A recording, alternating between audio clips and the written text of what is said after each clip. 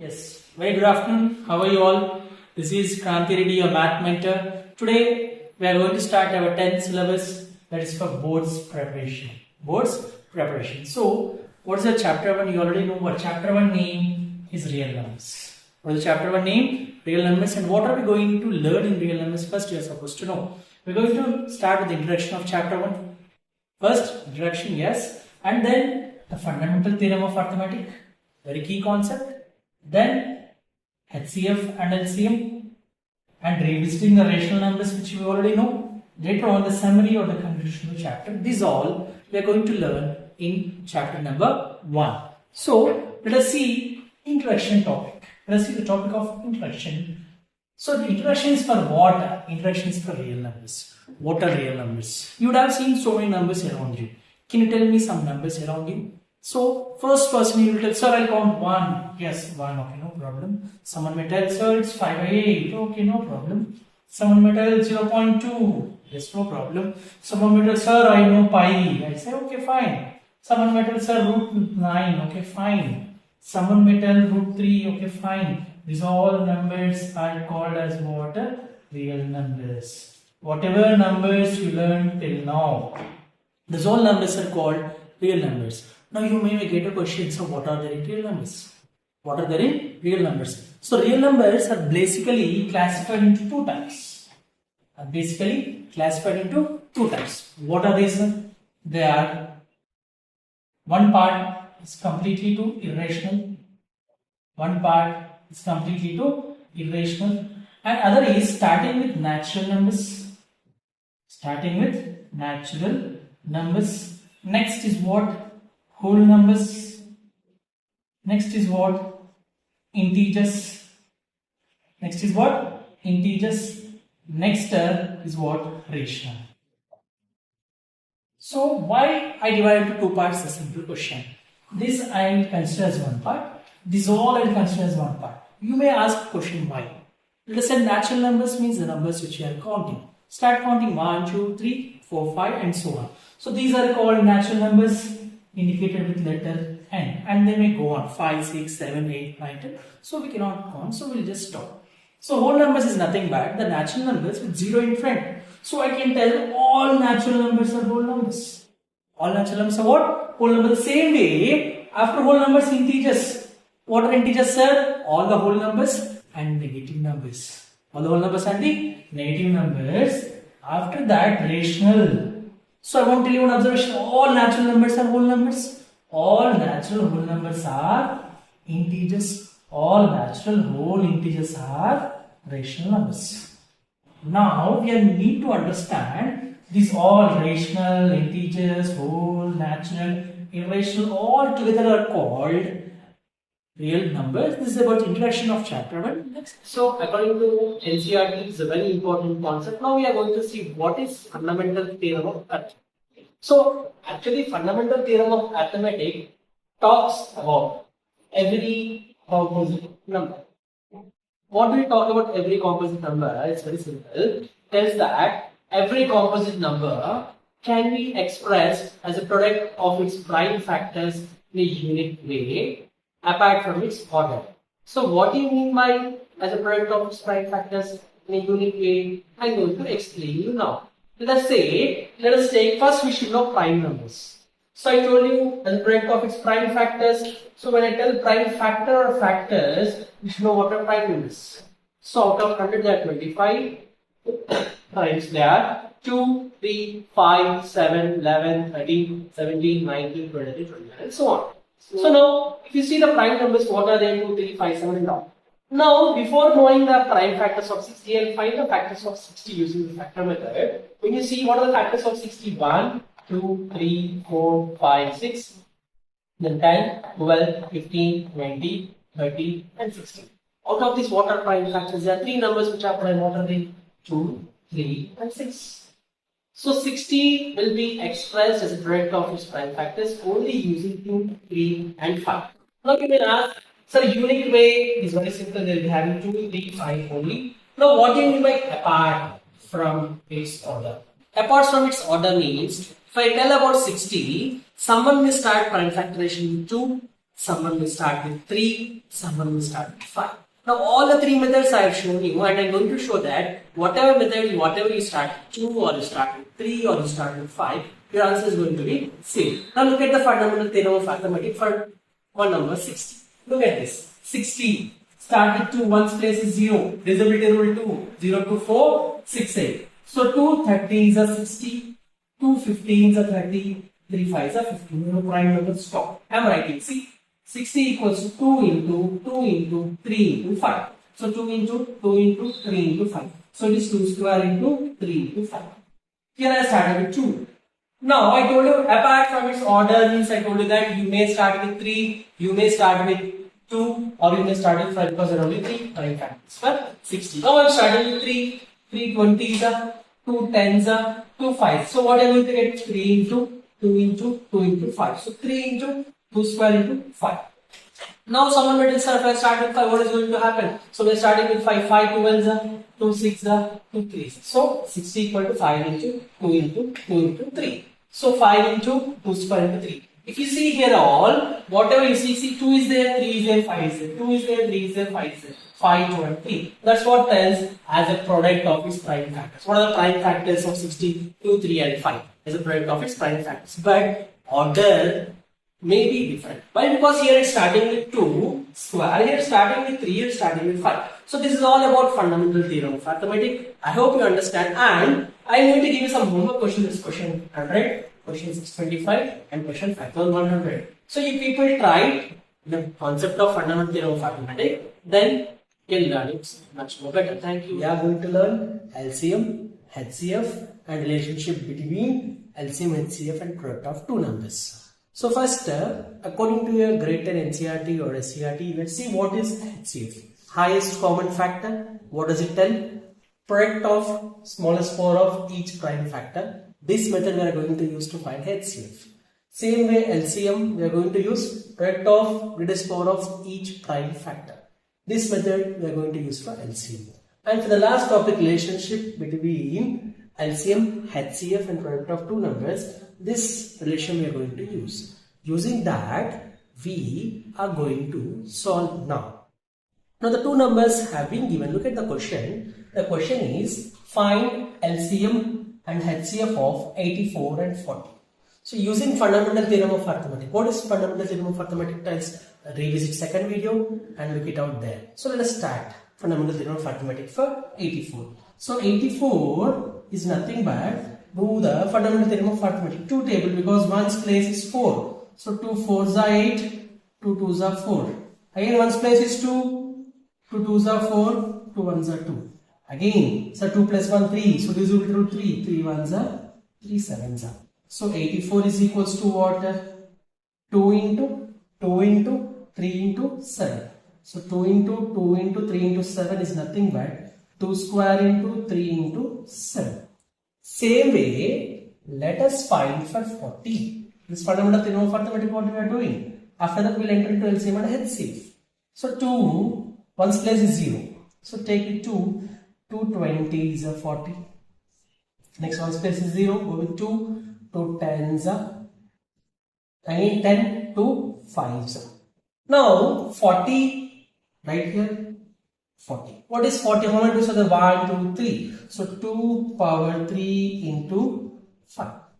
This is about fundamental theorem of arithmetic of video 2. Now using this concept, we are going to find LCM and HCF as per our NCERT. What does NCERT tells of grade 10? How to find HCF?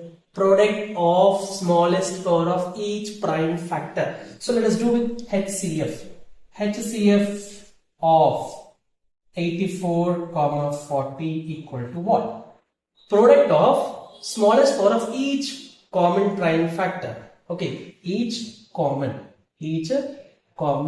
prime factor. Each common prime factor. In this, what are common? So 2, 3 and 7, 2 and 5. What is common? 2, 2 common. So first you write 2. Which power? Smallest power.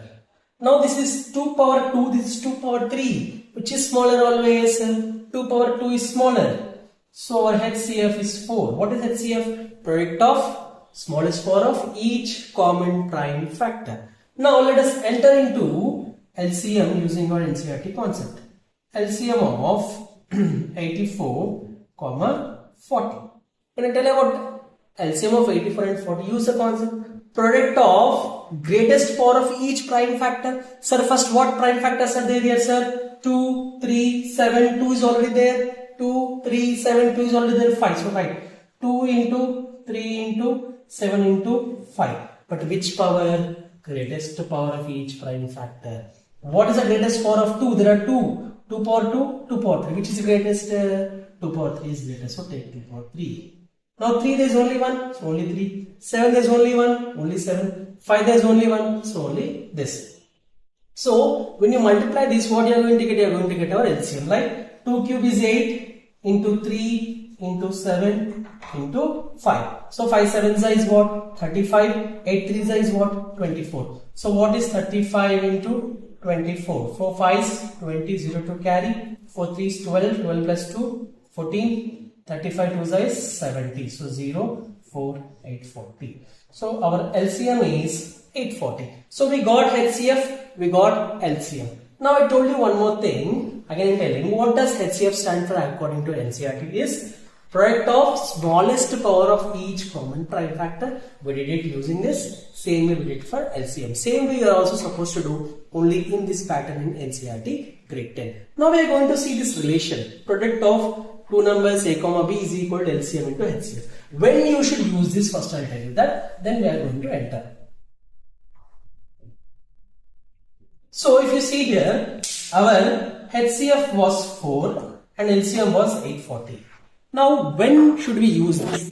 When two numbers are there. What are the two numbers? 84 into 40, because product of two numbers equal to LCM into HCF. What is our LCM? 840 into 4.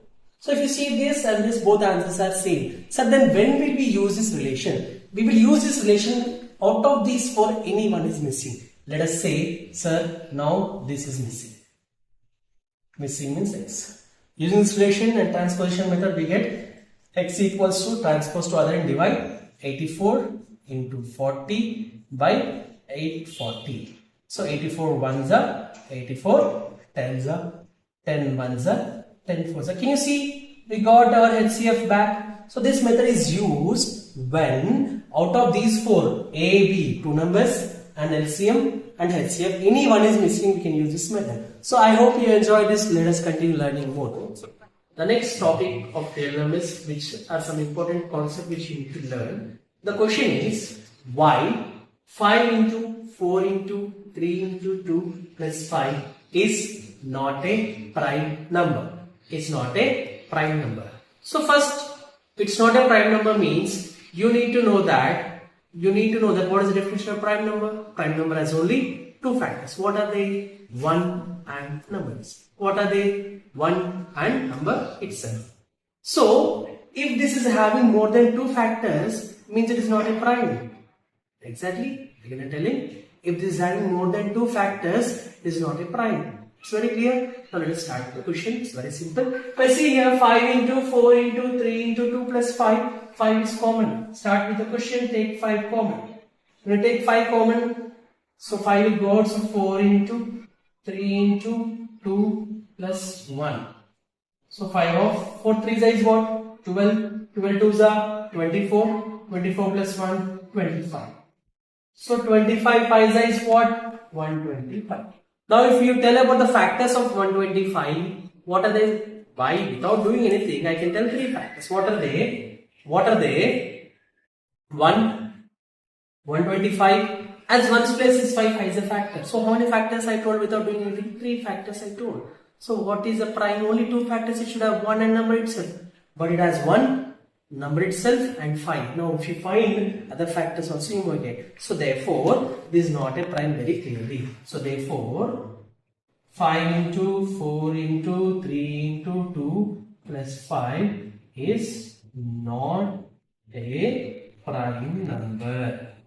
And the same question they may also ask you to prove that it's a composite number. Again, same explanation. Prime has only 2 factors, whereas composite have more than 2 factors. What are they? 1, number itself, another factor or factors. So this is about this question. And one more question. What will 6 to the power of n end with? So basically we start with some example. 6 power n means n place you start with 1. 6 power 1 is what? 6. 6 power 2 is what? 6 into 6, 36. 6 power 3 is what? 6 into 6 into 6, 216. And so on to 6 power n.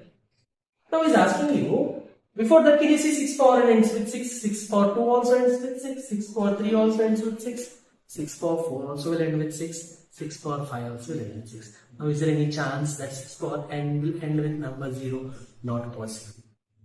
Then how to write according to our instance? It's very simple. Any number, if it should end with 0, it should have two numbers. What are they? 2 and 5. If the prime factors or the composite, if this composite number having two numbers as factors, what are they? 2 and 5 should be mandatorily be there. Either 2 is missing or 5 is missing or both are missing, it cannot be end with the number 0. So prime factorization of 6 says what? 6 is nothing but what? Do the fundamental theorem of arithmetic, 2 3s are. So 6 power n is nothing but 2 power n into 3 power n, or you can also write 2 into 3 whole power n. So I told you, in order it should end with 0, it should have 2 and 5 both as a factors. But it has 2, 3. 5 is there? Not there. Is 5 there? Not there. So it should have 2, 5. Other number, leave it out. But 2 and 5 should be there in that. Other numbers there or not there is secondary. But if 2 and 5 there, it will end with unit 0. So therefore, 6 power n cannot end with 0 because it does not have both 2 and 5 as a factor. Okay, this is a concept of the same way you can also do as homework for 8 power n is one question, 5 power n is one question, 4 power n is one question, and last one I give you 20 power n. Now you tell me in this which one will end with number 0. You can check. The concept is very simple. It should have 100% 2 and 5 both. Apart from any other number there, no problem. But 2 and 5 is there, hence it will end. Yes. The last topic of rational numbers. That is the chapter name is real numbers. I told you what is the last topic? Revisiting irrational numbers. So what are irrational numbers? Which cannot be expressed in P by Q form. Nothing but non-terminating, non-repeating decimals. Again I am repeating, what are irrational numbers which cannot be expressed in P by Q forms, where Q is not equal to 0, and they are non-terminating, non-repeating decimals. If you see the perfect squares, what are the perfect squares? 1, 4, 9, 16, 25 and so on. They are rational because they are perfect squares. What about the numbers which are not perfect squares? What are they, sir? Root 2, root 3, root 5. These all are not perfect squares. Those are irrational. And in this session, we are going to prove that root 2, root 3, root 5 are irrational. Let us do with one question of root 2. Okay, let us start the class. So now, prove that root 2 is irrational. We are supposed to prove that root 2 is irrational. Then proof is that we need to assume it is rational. In order to prove it is irrational, we need to assume it is rational. As soon as you assume it rational, and root 2 should be equated to a by b, where b cannot be 0. Because when b is 0, it cannot be defined. So b should not be equal to 0. And this a and b are integers and co-primes. Integers means you already know it has negative number 0 and positive number, but condition b should not be 0. Co-primes means HCF 1, means the common factor is 1. So this point you remember co-primes, and we are going to discuss on this because it's going to be key factor in this. Now when you do squaring on both sides, this square and root will cancel each other because squaring on both sides, square and root will cancel each other. So 2 is equals to what? A square by b square. Now from this if I want to write the equation for a square equal to what? 2b square. If you send 2 to other side, it will divide. So what is our b square equal to? A square by 2. What is our b square equal to? A square by 2. Now according to our theorem, if this division number is a prime, we have a theorem if p is a prime, if it divides a square, then it also divides a. This is our theorem 1.5. So same way, this 2 is a prime. If it divides a square, then it also divides a. Clear? This is the point number 1 to be noted. The next one, we need to continue with a is equals to 2c, where c is some integer. C is some integer. Now again the squaring concept, a square, 2c whole square. A square will be a square only, 2c whole square will be what? 4c square. Now from here if you see, a square is equals to what? 2b square. In place of a square replace, so 2b square is equals to what? 4c square. Now again cancellation, 2 1s are, 2 2s are. So b square is equal to 2c square. Again same way if you rewrite for c square it will be b square, but again same theorem. If 2 is a prime number, it divides a square, then it also divides a, because the theorem, the same concept is applicable. If 2 is a prime number, if it divides b square, then it also divides b. So this is our first thing what we got. The second thing what we got. Here we got that both a and b has 2 as a common factor. Correct? But what we took? A and b are co-primes. But we got, they are not co-primes, they have HCF as 2. Why this arisen, this problem came only because of we assumed root 2 is rational. Because we assumed root 2 is rational, this problem arises because we got HCF as 2. It should be 1, but it got 2. So our assumption is wrong. So we conclude that root 2 is irrational and hence our question is done. And the same pattern is applicable for root 3, root 5, root 7, root 11 and all. So 1, 2, 3 are all going to work in the same pattern. It may be root 7 and it may be root 11. Now, so what about this question, or this and this? They are going to be worked out in a different pattern. Whereas these questions, it may be 5 minus root 3, 6 plus root 2, 7 root 2 or 6 root 5 are going to work in a different pattern. Now we are going to see the next pattern of solving these questions. Now what is going to prove? We are supposed to prove that 6 plus root 2 is irrational. When you want to prove that, you take a proof. Let us assume that 6 plus root 2 is rational. When we assume the 6 plus root 2 is rational, we are also going to take 6 plus root 2, nothing but equating to a by b, where b should not be 0. When b is 0, you cannot solve. And a and b are integers and co-primes. They are integers and co-primes. Now start solving. Here no need to do squaring like previous. Just send 6 to other end. So root 2 equal to what? A by b minus 6. Here 6 is an integer, a is an integer, b is an integer because a and b are integers. When all three are integers, meaning this total term will be rational. When this is rational, this is also rational. So this is rational. Root 2 will also be rational. But you know the fact, just now we proved in the previous video that root 2 is what? Irrational. So root 2 cannot be rational. So this contradicts the fact that root 2 is rational. Why this contradiction came? Why this problem came? Because we assumed it is rational. So that's why our contradiction is wrong. Therefore, 6 plus root 2 is irrational. 6 plus 2 is irrational, hence true. And in the same pattern, 5 minus root 3, 7 root 2, 6 root 5 are going to work. If you want one more question, I am also going to give 7 plus root 7 and the next 6th one, 6 minus root 3. These all are going to be irrational and are going to prove the same concept. And with this, our chapter 1 concluded. And I hope so you learned a lot. We started with introduction. Then we learned fundamental theorem of arithmetic. Then LCM, HCF. And what is the relation between LCM and HCF and product of two numbers. And some questions of the exercise and proof of irrationality. With this, we conclude our chapter. Have a good day. Let's enjoy learning. Let's continue the next chapter, the next video. Thank you.